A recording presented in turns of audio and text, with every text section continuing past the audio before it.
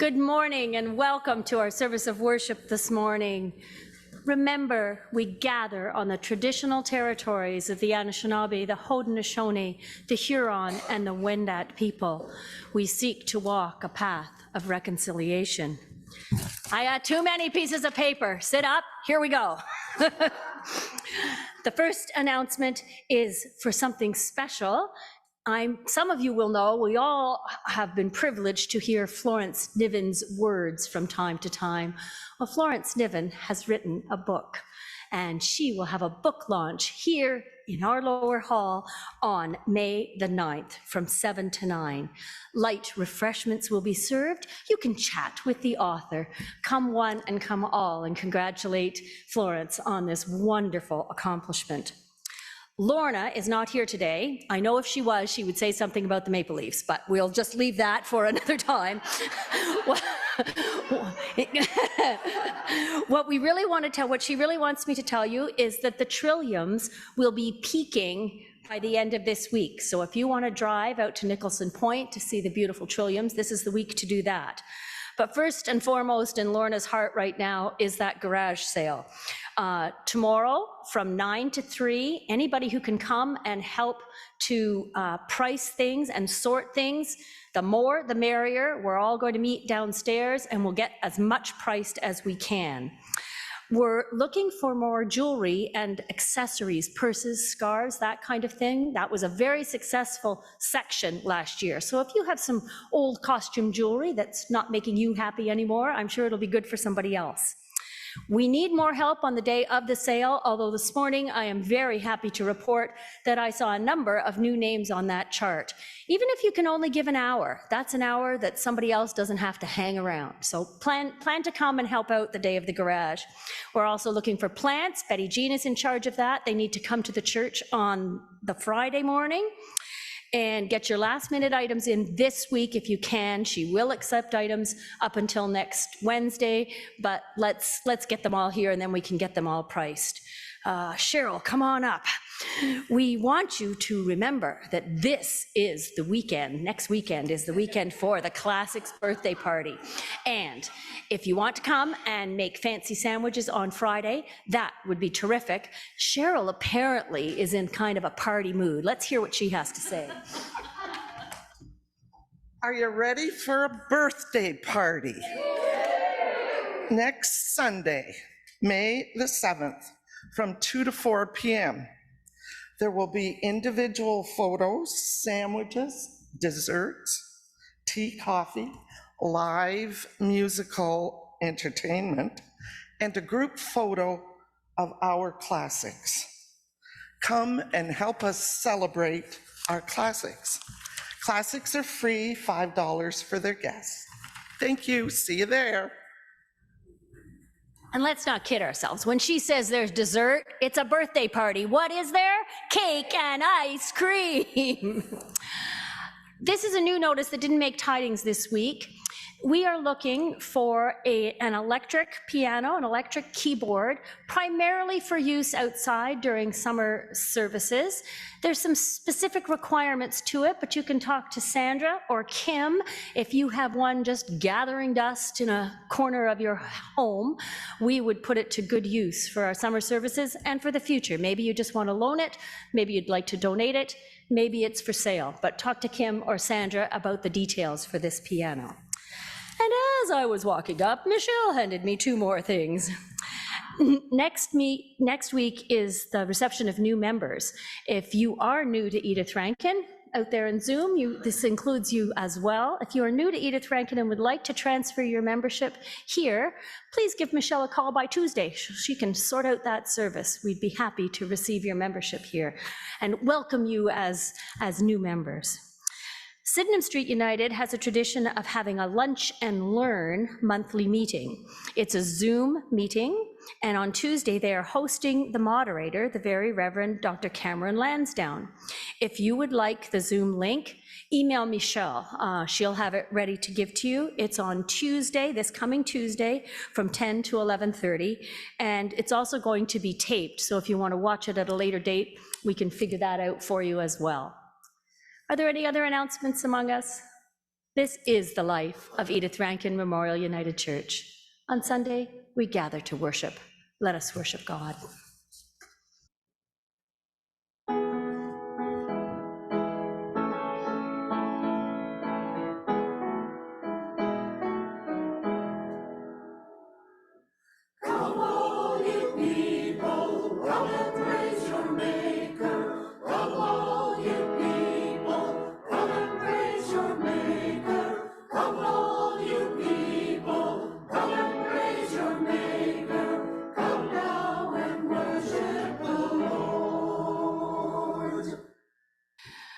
We gather as the people of God to give gratitude to God. We light this Christ candle here in this place and in this time, knowing that Christians across the country and around the world gather also to light the light that is within us and around us. Might this Christ candle be a reminder that the light is greater than the darkness, and we as people of faith are always surrounded in the light. Today we're gathering for a special worship service, and the treat for all of you is I'm not preaching today. Everyone's favorite Sunday. As I've been getting to know folks here at Edith Rankin and getting to know some of your stories, I got to hear, oh, my grandpa was a United Church minister. Oh, my sister is a United Church minister. Oh, my husband is a United Church minister. I know all about Saturday nights. And so as I was getting to hear your stories, I thought, wouldn't it be great if everyone got to hear some of the stories about the clergy in our church family? And so today we have a number of people getting to tell a little bit of their family story, of the clergy that are in their family. And then we're going to sing one verse of that clergy person's favorite hymn. So the layout of the service is a little bit different, but it's going to be casual and relaxed and full of great storytelling and singing together. And so to kick things off this morning, we have Ruth Judd, and so I'm going to invite our children and our young people to come on up and join Ruth on the steps as she tells us a little bit about her family story. Come on up and keep her company. She'll be lonely without you. And you don't have to sit on the other side. Come on. Okay, so as you heard Reverend Michelle say today, can you hear me from way over there, Isaac? And yeah, okay. Sorry. Joshua, can you hear me? Can you hear me? Okay. So as Reverend Michelle was saying, today is what we're calling Clergy Sunday. Have any of you ever known or met, other than Reverend Michelle, do you know anyone who is a minister? Or as they call them in other churches, a pastor or a preacher? Do you know anyone else other than Reverend Michelle? Can't think of any? Well, okay, so if you can't think of any, think about Reverend Michelle when you answer this question. What do you think is a minister's most important job? I think a minister's most important job is to be the leader of the church. Absolutely, the leader of the church. Isaac and Joshua, any other ideas? What's the most important job that a minister has? Okay, well, a good teacher. Good teacher too. Well, I happen to know a few wonderful ministers. My aunt, who's my mom's sister, she was a pastor. In fact, she, at the age of 85, is still preaching in a church near Ottawa. Pretty impressive. My dad's cousin was also a minister. He lives in Nova Scotia. And a few others, but the one that I know the best, do you know who the minister is that I know the best? I mean, I know Reverend Michelle pretty well, but the one I know the best was my dad. my dad. My dad's name was Herb Gould. And some of the people who are here today might remember him because when my family lived in Kingston, he was very involved in the church, the life and work of this church. And in fact, I was recently reminded that back in 2009, that's before you were even born, back in 2009, he preached a sermon here when the minister was away.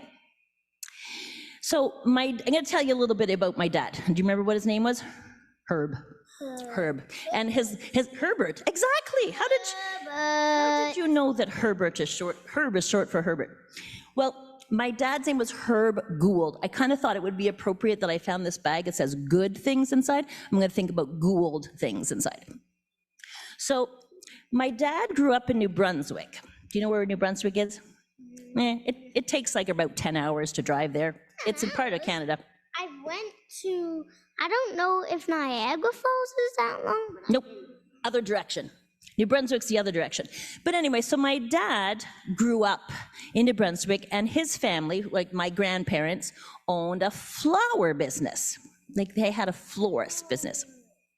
And everyone in his family assumed that since he was the oldest and he was a guy, that he would take over the family business when he grew up. But when he was a teenager, he felt called. He felt that he needed to be a minister, not take over the family business. So when he was, I don't really know exactly, maybe around 19, he decided he was going to be a minister. And you know what I found when I was kind of thinking about doing this talk? I found my dad's hymnary from when he was studying to be a minister. What's a hymnary? That is a question I was going to ask you. Do you know what a hymnary is? Okay, do you see those books over there on the pews? Yeah. We don't even use those very often because we use the words on the screen, but a hymnary is what we call, or still call, some people call, the hymn book. And what do we find in the hymn book? Hymns. Like the sing. The singing part, the songs, exactly. So this was a very special treasury that I found because it has his name in it and it has the year 1954. And there was Lots of little writing, right, lots of little notes that he wrote. So that was my dad's special hymnary. All right, so I wrote things down because I think that words are really important. We're going to talk about that in Sunday school, how words are really important. So let's see. Okay, so after my dad went to university, he found his first job in the province of Quebec. And that's where I was born. That's where it all started. Well, for me. So because my dad was a minister, I feel like I basically grew up in the church. I remember many days when my brother and my sister and I, we would play in the church basement, or sometimes we would just hang out in the sanctuary, like while my dad was getting ready for his Sunday morning service. Sometimes I remember doing my homework in a pew while my dad was doing that. And in those days, the minister's family would usually live in what they called the manse. Any idea what the manse is? I don't read the Bibles. Well, you don't even need to read a Bible, actually, to know what a manse is, but here I'm going to tell you. The manse is what they called the special house that the minister would live in. The church would supply the minister with a place to live. So it's called a manse, M-A. She doesn't. In those days, almost all the ministers lived in a manse. Not very many people do anymore. But the manses at the time were often right beside the church or really close to the church. And so when we were kids, we kind of thought that the church yards and the parking lot of the church were kind of part of our house. Like we would play. I remember riding my bike around the church parking lot, of course, when no one was there. It wasn't a Sunday. We would be careful. But we would be playing on the church yards. And so again, like I said, I basically grew up in a church. You didn't grow up in a church, but you're getting to have lots of time in a church, aren't you? Maybe one day you'll become a minister. Who knows? So when you have a parent who is a minister, you do spend an awful lot of time in or near a church. So I guess that's probably why I feel pretty comfortable here in this one. It's kind of part of who I am. So, as the daughter of a minister, of course, I went to Sunday school, and not just, once a month. Every single Sunday, I had to go to Sunday school. In fact, I remember I kind of had a crush on my Sunday school teacher, but don't tell anyone. Even beyond Sunday, we had lots of church-related things that we had to do during the week. Have you ever heard of brownies or Girl Guides? Oh, I love Girl Guides and brownies. Excellent. Well, I have something to show you. Can you open up what's in that bag that says good things inside? Some of the older people, old like me, might recognize what this is. Believe it or not, I actually wore that. I used to be that small. Can you imagine? It is the uniform that I wore when I was in Messengers and Explorers. I honestly don't remember, someone here might know. I don't remember if this is the Messengers or the Explorers shirt, but my mom knew it was very special, and so she kept it for me. So I'm very happy that she did. So above and beyond that, so we did Sunday school. Oh, thank you. You put the treasure back and the good things inside. So, and above and beyond the weekly things, of course, singing was really important. Music in general. Music was very important and still is in churches. We wouldn't have a choir if music wasn't important. Singing was really important. And when I was 5 years old, I sang my very first solo in church. I still remember. Okay, Ruth, sing. And I sang a song that even now I think was really hard. It was called "O Star of the East." I don't know how I sang that when I was 5 years old, but I did. And so that's one of the things that happens when your dad's a minister. Sometimes you just get thrown into the limelight. Okay. Now, so later I joined a group that was called CGIT, and I have a feeling the two ladies over there would know what CGIT stands for. Christian Girls in Training. It's kind of, again, like Girl Guides, but for people who go to church, people who are Christians. So singing, as I said, was very important to our church and our family, and every one of us, my brother, my sister, my mom and dad, we all sang in church. And I sang in the junior choirs and a youth group, and years later, here I am, still singing in a church. Sing? I do sing. You didn't know that I sing. I sing in the Sunday school all the time, and sometimes I sing in the, well, not in the choir, but I sing with our pianist, our organist. You don't sing in this school. Oh, well, I was going to say, let's make a correction about that. We sang, what did we sing last Sunday? He's got the whole world. Okay, so we definitely sing. And just so you know, my sister is an organist. She plays the organ in a church, and she sings too. So we've kind of carried on the tradition. So one of the things, I'm almost finished, hang in there. I know it was supposed to be 5 minutes. Sorry, Michelle.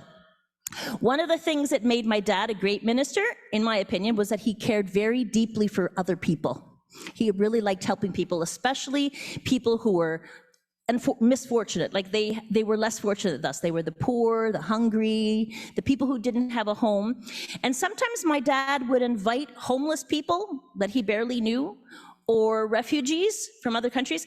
He would invite them to dinner at our house. And I remember vividly a man from Africa sitting at our dining room table with us. That was kind of who my dad was. He would always welcome people off the street, literally. So I don't know if it was typical for most ministers' families. You might hear this from other people, but we moved a lot. Like, I never stayed in the same house longer than 4 years when I was a child. So we moved a lot. But the cool thing is that because we moved a lot, I got to meet a lot of people. Every place that I moved to, all the places that we lived, the people were very welcoming. All the people in the congregation. Now, do you know what the congregation is, Isaac? When I say the congregation, that's the congregation.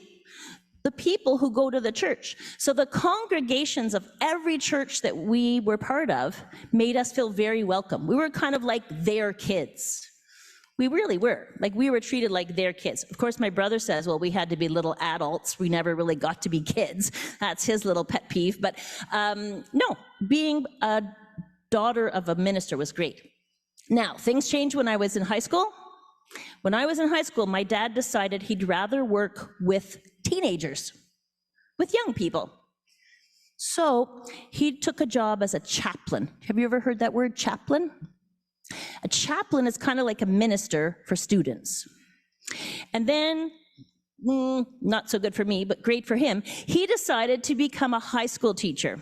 And trust me, it was way harder to be the daughter of a high school teacher in your own high school than it was to be a minister's daughter. You were loved as a minister's daughter. You weren't so popular as the daughter of a teacher, especially a high school teacher. So, last thing, I wanted to tell you a little bit about my mother, and I'm saying this mostly for people like Joyce. So, my mother was not officially a minister, but as everyone who has been married to or lives with a minister, you're always busy doing things supporting the minister in the family. My mom would bake things, she'd be preparing food, she'd run children's programs. She taught Sunday school. She would run some of the programs during the week. And as I said, when you have someone in the family who's a minister, it's kind of like a family business. Everyone has a role to play. My brother even remembers having to pour the juice into those little communion cups. We all had a little job to do. So, so basically, what I wanted to tell you is that I think basically my dad, who was a minister, and all my other minister family members, they really had an important role. Like, look where I am today. I'm in a church, I'm singing and teaching children. I'm Not singing right not now, sorry, these days. Thank you for correcting me. today. You Today I will be singing downstairs, yes. And speaking of singing, in memory of my dad, Herb Gould, I would like to invite everyone to sing the first verse of one of his favorite hymns, which is called, How Great Thou Art. It's one of my favorite hymns too, and I still sing it for my mom almost every time that I go visit her. So we're gonna look for the words for the hymn, How Great Thou Art. Remember, you can look back there or there.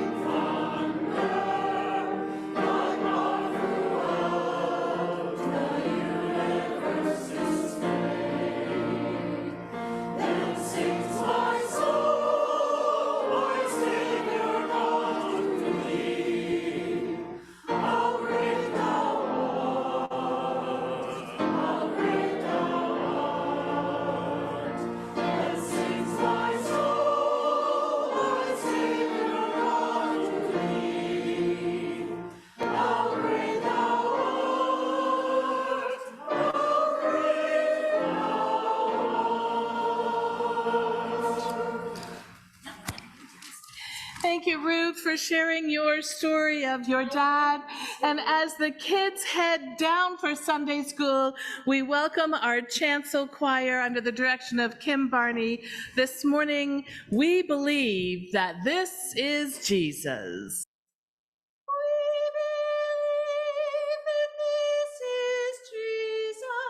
Come and see, come and see.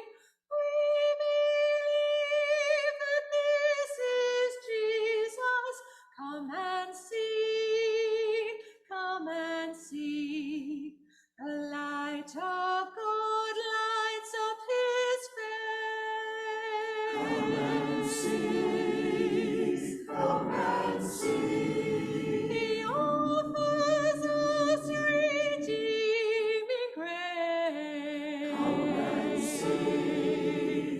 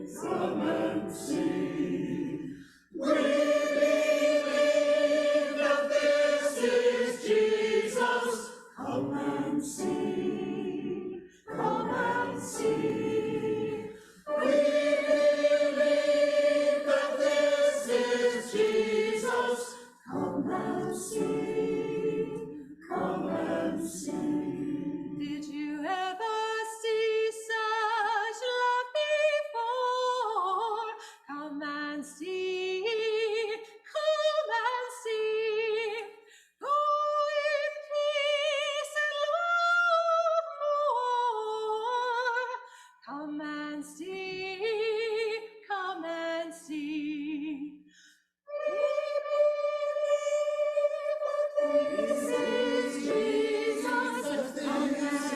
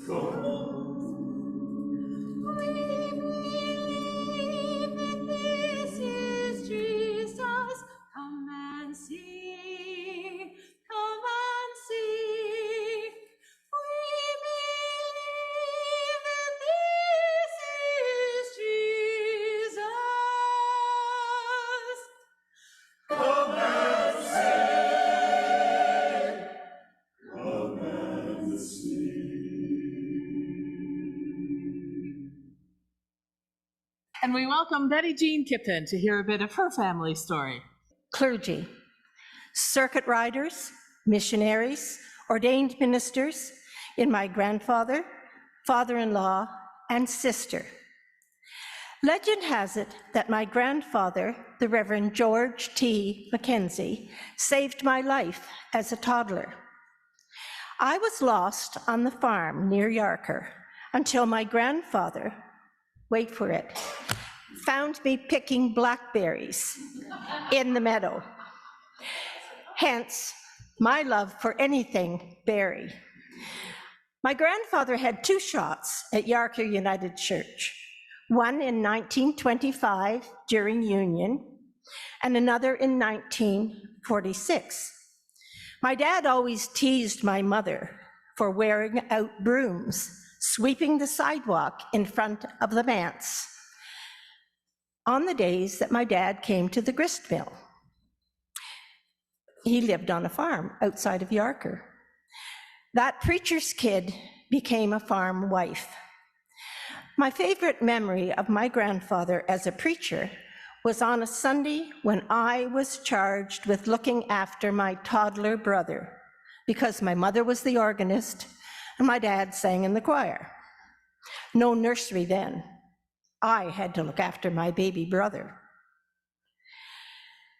He got away from me and crawled under the pews up to the pulpit where my grandfather was preaching.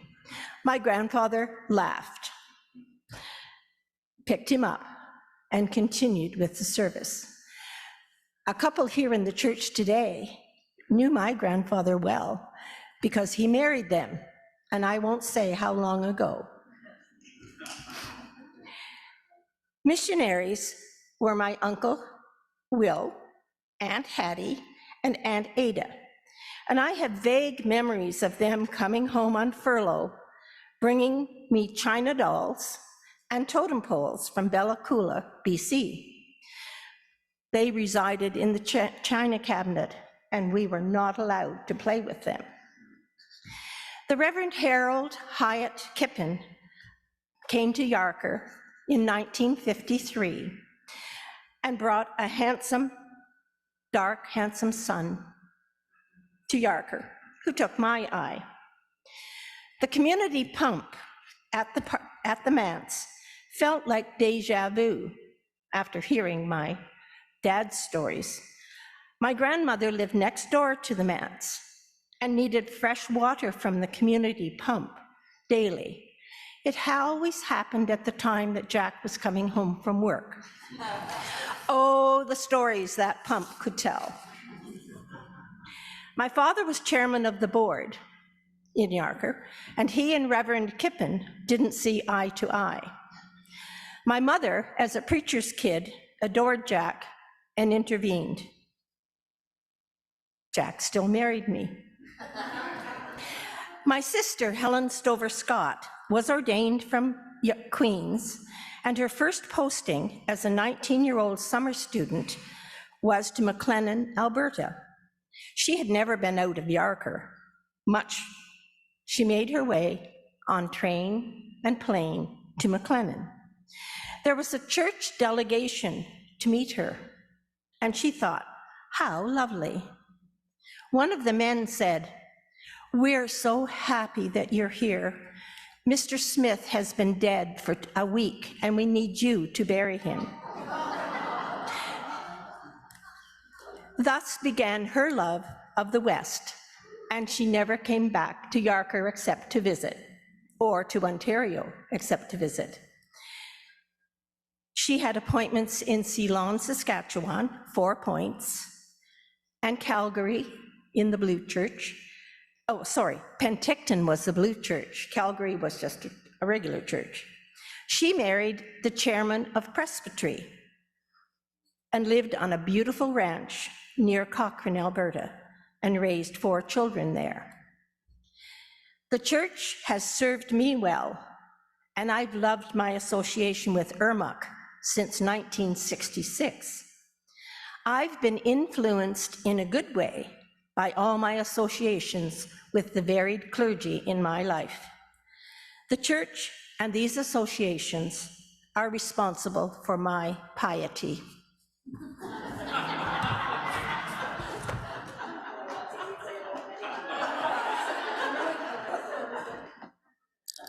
And with that, we're gonna sing.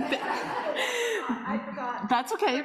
Betty Jean has selected the first verse of Faith of Our Fathers and the third verse of In the Bulb. And shall we stay seated, Michelle? Shall we stay seated?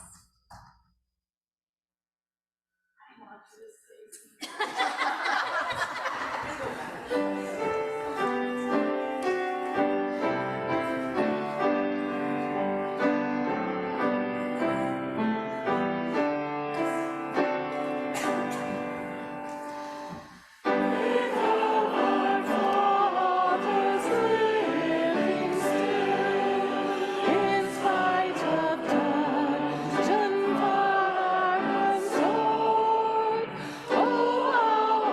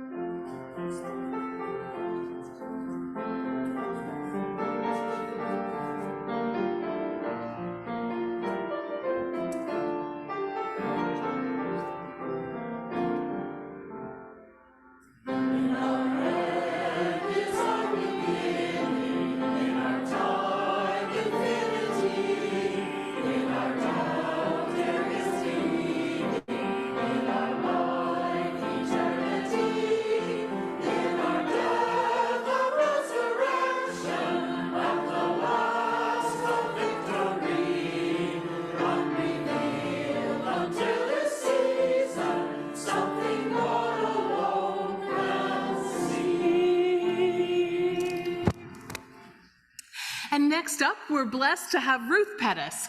We welcome you, Ruth, to share a bit of your family story. My sister, Reverend Elizabeth Jeanne Brown, was ordained as a United Church minister in 1990, and she was ordained in New Liskeard, Ontario, because she was sponsored by Manitou Conference. And she was sponsored by Manitou Conference because we were born and raised on Manitoulin Island. And our great-grandparents, our grandparents, and our parents were all business leaders, community leaders, and church leaders. One of our great-uncles was a minister, and our grandfather was a Sunday school superintendent for 33 years. There's a beautiful, beautifully inscribed handmade poster hanging in their house when I was growing up. And I think, wow, 33 years. Anyway, we grew up on Manitoulin and a 3-point charge, Mindemoy United Church. And we grew up like a lot of people did, I think, in the day. We went to Sunday school, church, explorers, CGIT, junior choir, youth group. We taught Sunday school. We helped our mother and all the ladies of the UCW cater the turkey dinners that we had in the summer for the tourists. After high school, Jeanne went off to Western University and she graduated and worked in London. She wasn't there too long. It wasn't what she wanted to do. So she went back home to Manitoulin and she worked with Dad in the family business. We had a creamery store warehouse and made buttermilk and ice cream and sold it over the island in the North Shore of Sudbury. And all was going well until 1979 when our parents died in an airplane crash in Charlottesville, Virginia. They're flying to Florida.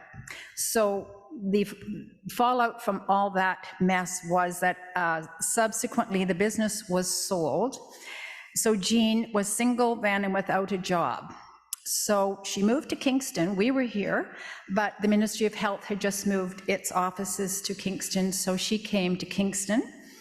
And during that time of grief and upheaval, she felt a call to the ministry, so she enrolled at Queen's Theological School and was ordained in 1990. And following her settlement charge, which was at Loring in Ontario, she accepted a call to Arden, Henderson, Mountain Grove, an hour and a half north of here. And that was her first posting, I guess, or settlement, her first call. And in that congregation, interestingly enough, she met a gentleman, and they were married in 1999. So anyway, from the beginning of her career as a minister, she generally accepted ministerial calls from multi-point charges because that's what she grew up with. She was very comfortable with it. So what is it like to have a minister who's a sister who's a minister and who lives sort of close by? Well, you go to a lot of church dinners when you're invited. And one of her first pastoral charges was in the Henderson Arden Mountain Grove one. They were celebrating a huge anniversary and we were invited. It was lovely. Everyone, including Jeanne, was dressed up in pioneer garb, and Jeanne's husband had a horse and carriage. That was lots of fun. After serving in the Arden Henderson Mountain Grove, then she accepted a call to Yarker, Moscow, which was where Betty Jeanne was. My sister lived in the manse. And she decided she was going to run a vacation Bible school, so she just called on our children. So Cheryl, who's the mother of these two little boys here, Cheryl went with Jeanne for a week and lived with her in Yarker at the manse to help her run vacation Bible school. 1 year, Moscow was celebrating Queen Elizabeth's coronation anniversary. I'm not sure which number it was, but the men were dressed in tuxedos and serving high tea. We were there for that. It was most exciting. And over the years, our children have been involved in various services where Jeanne served. Evelyn read scripture in Parham at one point, and at one point she presented the Christ candle, which she had made. One of her other grandchildren, Olivia, often sang in Jeanne's churches for various occasions. As I say, we've been to church suppers, turkey dinners, bean dinners, ham dinners, wherever she was serving. It was great fun. When Jeanne was serving in Maydock, Ontario, she asked if the Limestone Ringers could come and give a concert, so we all packed up our bells and all our equipment and headed off to Maydock and gave a concert in beautiful Maydock United Church. One year I was the guest of honor at the UCW at the Christmas party in Sharbot Lake when she was serving in the Sharbot Lake Parham area. And one summer, not too long ago, they were having a little trouble filling the needs of the keyboard and the piano organ in Sharbot Parham, so I would drive up and fill in a couple of times to help her there. Craig and I are very interested in World War II history because my dad was overseas, as was my Uncle Doug. Dad came home, Uncle Doug did not. He's buried at Groesbeek Canadian War Cemetery in Nijmegen in the Netherlands. And so because Craig and I are interested in this, we have gone on a couple of World War II guided tours to Europe. And so one year she asked us, that would be Craig, I think, to present a travelogue at one of her Remembrance Day services. In the summers when we go back home to the island, we still do take a role in the church services in our home church. In fact, we've had this conversation already this year about what we would do. She has preached. I would often play the piano or the organ. Our children would sing, and Craig, of course, would serve the coffee downstairs in the hall. One time, during COVID, when everything was going online, she needed some technical help to produce a service or two. So she asked Craig for his expertise, and they produced a beautiful online service. We did eventually turn the tables on her, and she was our guest here in 2019, just before COVID, and she had requested that her niece Olivia sing at that service. She says she retired finally and fully on November the 15th, 2020. I think COVID did her in, maybe. So she is currently a voluntary associate minister at Selby United Church.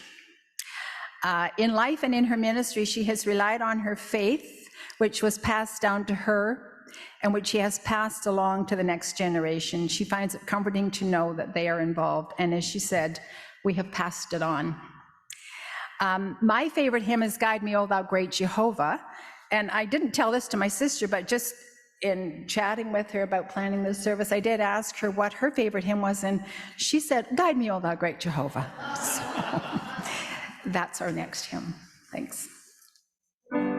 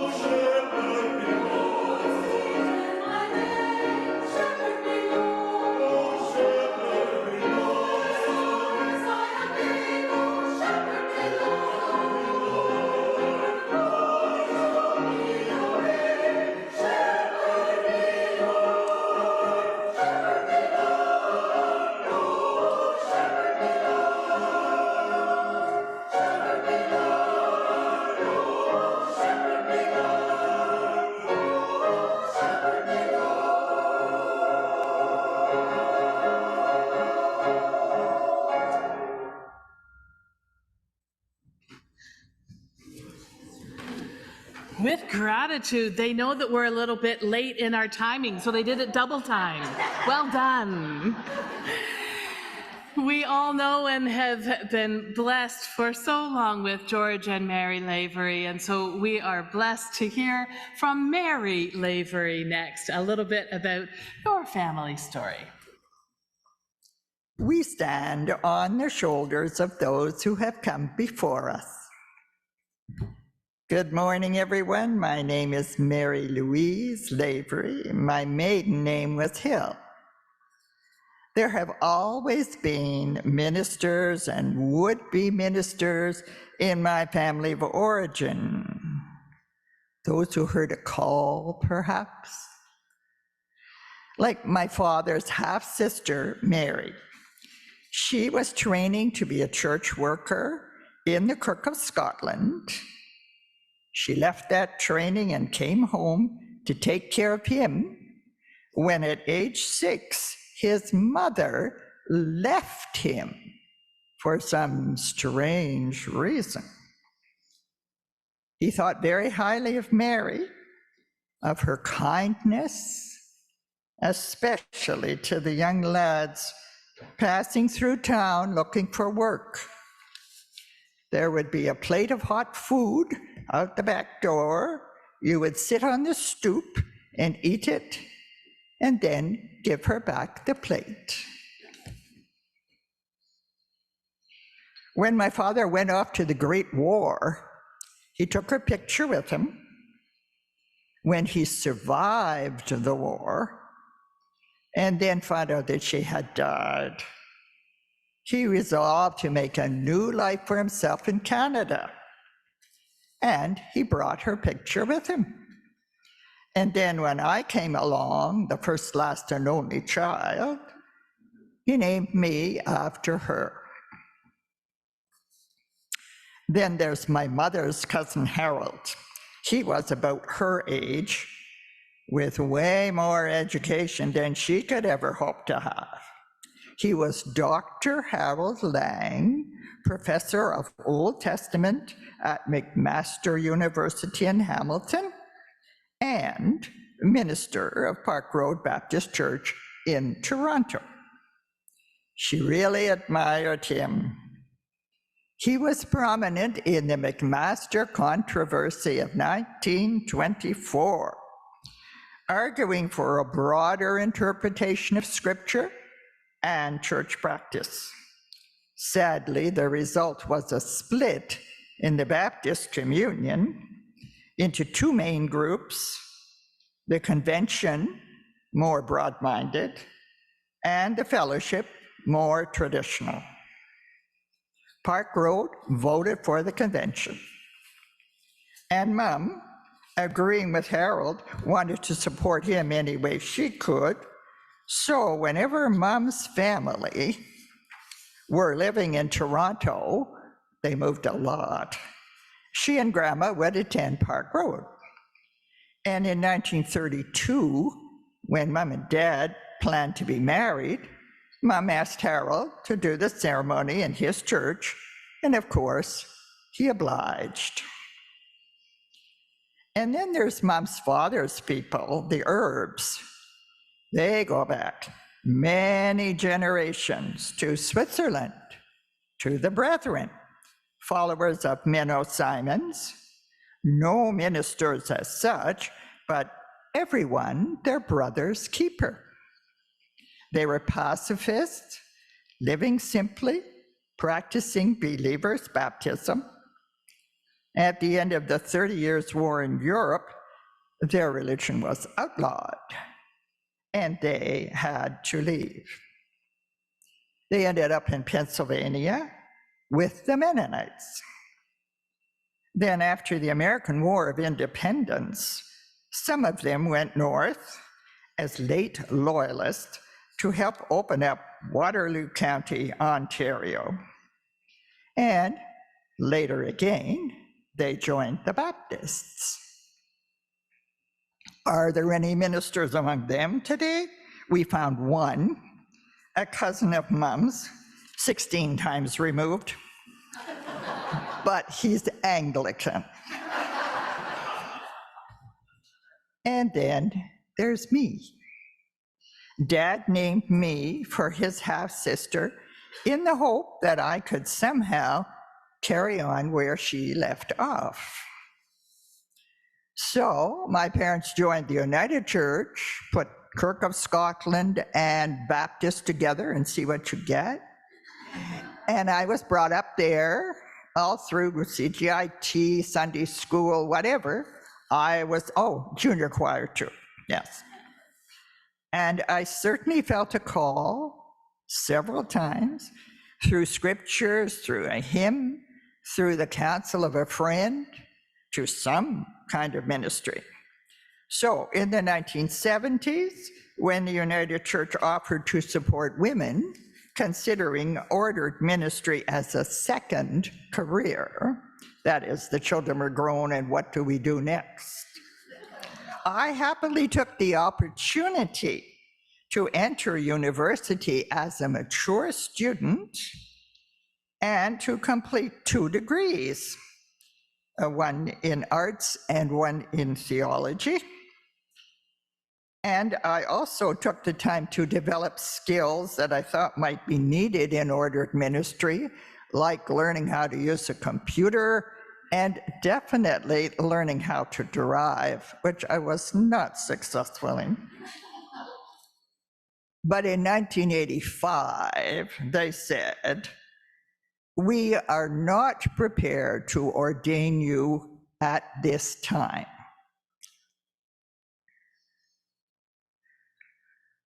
But after much thought and prayer, I realized that I, for all my hard work, was not yet ready to do ordered ministry. So I would remain what I was, a theologically trained layperson. Of course, I was also a United Church minister's wife. And George and I have been doing our own kind of ministry in many congregations for many years, including our time here and now with you as minister emeritus and wife. I hope that I can continue to do ministry with you in the tradition of Dad's half-sister Mary and Mom's Herb ancestors, because I want to be my brothers and sisters' keeper too. Thank you for listening.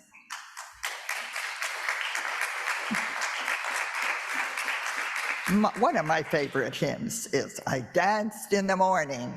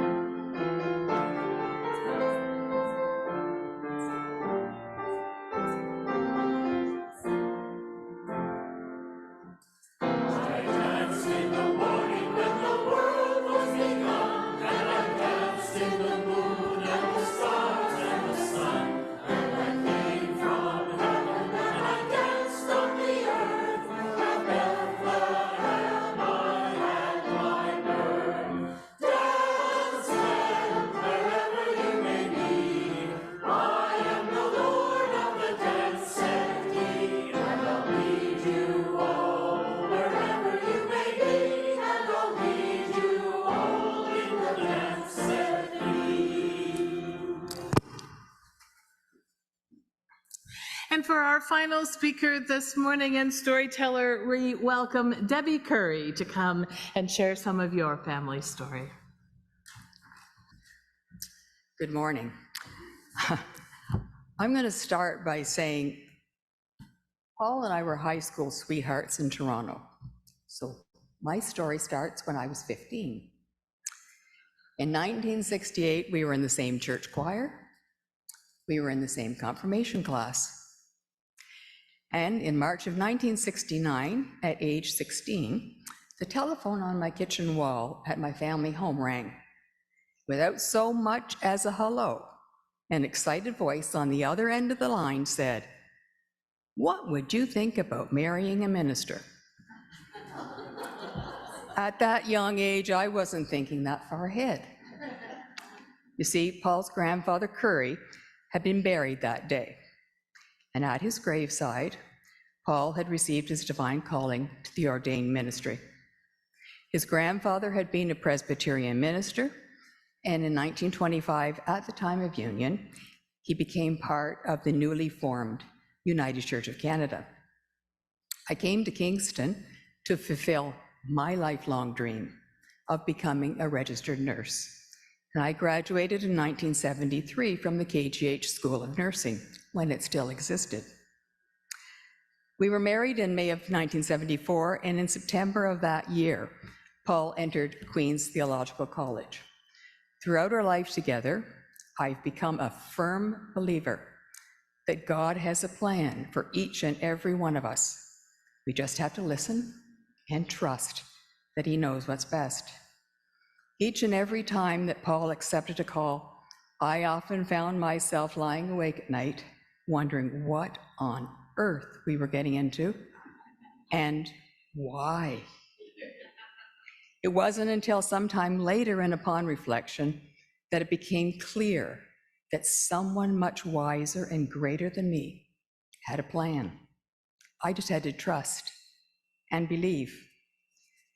Upon Paul's graduation with a Master of Divinity degree in 1977, we sat nervously waiting for the phone to ring for the National Church Office to tell us where in Canada our first pastoral charge would be.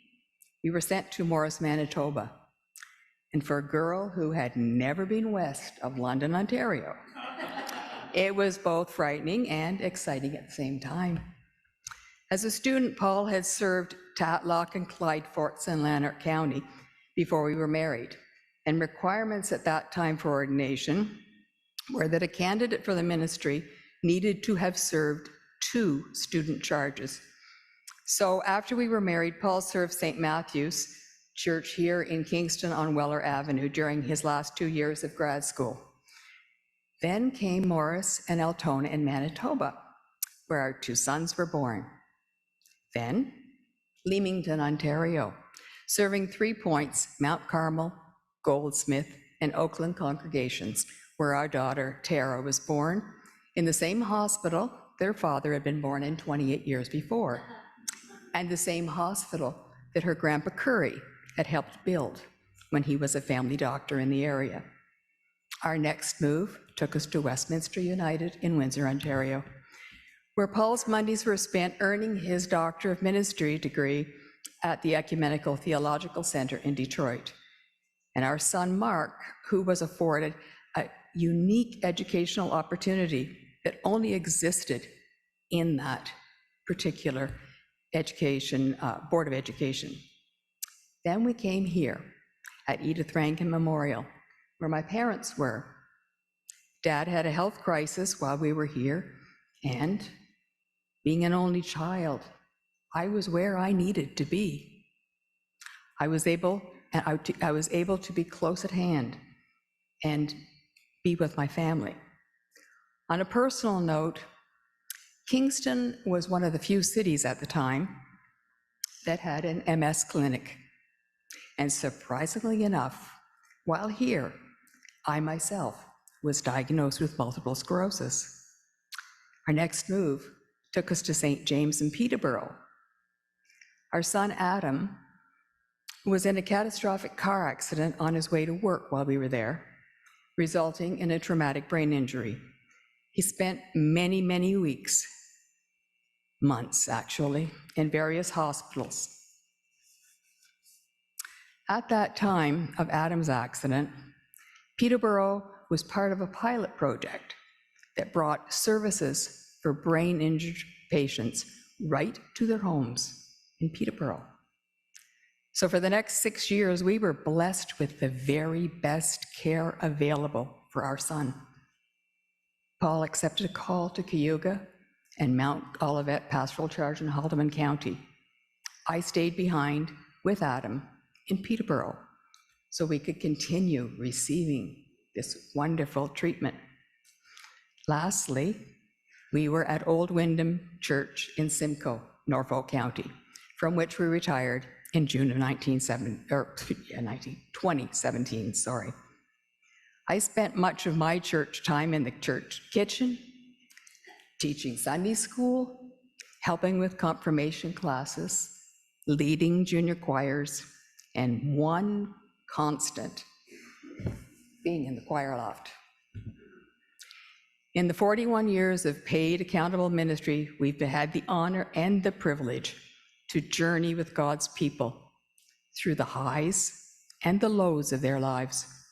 We've laughed and cried and just been present, following God's plan for us. Now, the favorite hymn that we have chosen is number 509 in Voices United, the second verse only of Here I Am, Lord.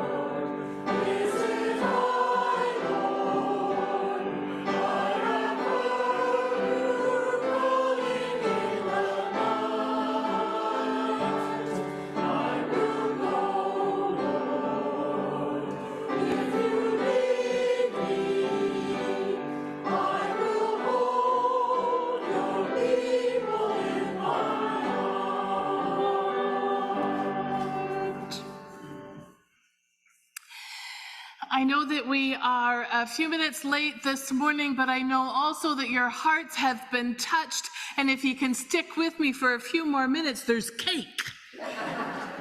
So I want you to show your gratitude and appreciation for Ruth, and for Betty Jean, and for Ruth, and for Mary, and for Debbie, for sharing their hearts and their stories with the clergy and the family here at Edith Rankin this morning. To you all, we say thank you. I just want to do a quick poll this morning. I'd like you to put your hands up if you have ever been to an Edith Rankin pancake supper, or a stew dinner, or a soup lunch, or a barbecue, or a strawberry social, or a roast beef, or pork, or turkey, or ham dinner. For those of you on Zoom, it's unanimous. Today we are celebrating the catering team, who is creating a new chapter as they fold up the books of what has been in the past and imagine something new for what is in the future. It started in 1996 with Rhonda and Wanda and Glenda and Dianda and Jim and Doug Huddle, who agreed to act as chair. And then just 2 years later, there were 50 names on that list of helpers. They were divided up into crews: servers, who were mostly led by Barb Taft and Bonnie Hazel; the kitchen crew, who was led by Rhonda Kerr; dishwashers, led by Annie Dixon, currently, but for eons, I understand, Jim and Maureen Long; and the setup crew led by Nancy Sproul.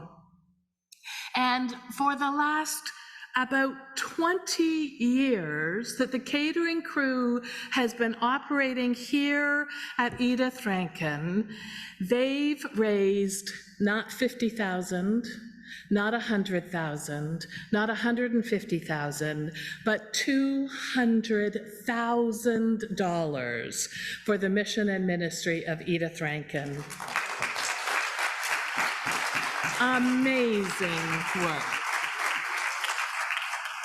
And every year of that 20 years, they sent $1,000 to Martha's Table, who were feeding the people of Kingston. So $20,000 has gone to Martha's Table over the years. And so today we want to invite you for cake, but after worship, but we also want to invite you to the very next Christmas family dinner, because just because we're closing the books and creating a new chapter doesn't mean we're not going to eat together and celebrate together and be God's people together. And so as we gather at this time to share our gifts and our offerings, we want to share our gratitude for the offerings that the catering team has happened over the last 20 years here at Edith Rankin, for all of the many gifts and talents that you have shared. So thank you, thank you, thank you to the catering team. The current executive that is doing this work is Rhonda Kerr and Wanda Burke and Patty Speck, and they invite you all to come for cake after church today. It is with gratitude that we all share our gifts, whether it is our stories that we've heard this morning of the clergy in our family, if it is offering our gifts and talents of music, or if it's being family and showing up in your blue and white jerseys. Looks good on you, Tom. It's great to be community. So as we receive our offerings this morning, I invite you to stand as you're able, and we're going to sing together. We praise you, O God.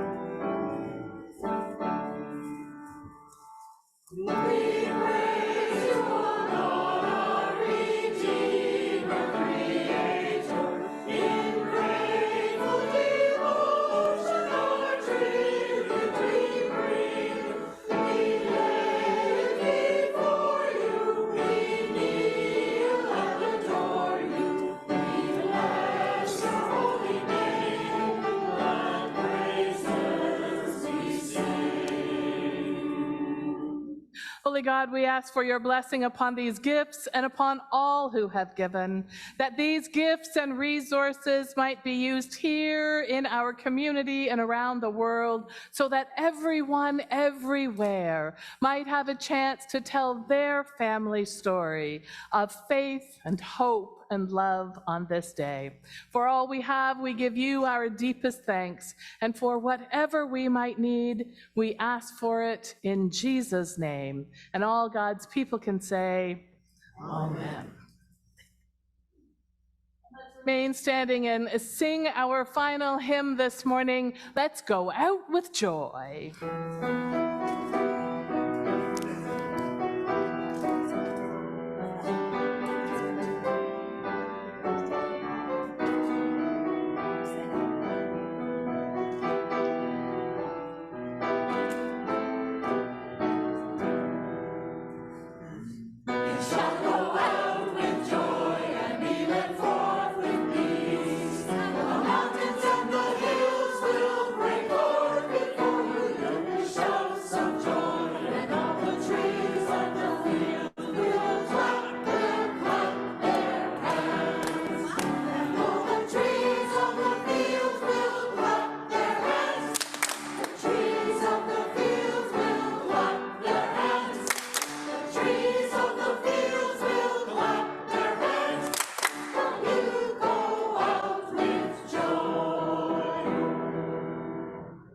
Friends, go from this place knowing that you have a story to tell, for the ministry is within you, for you are the disciples of God.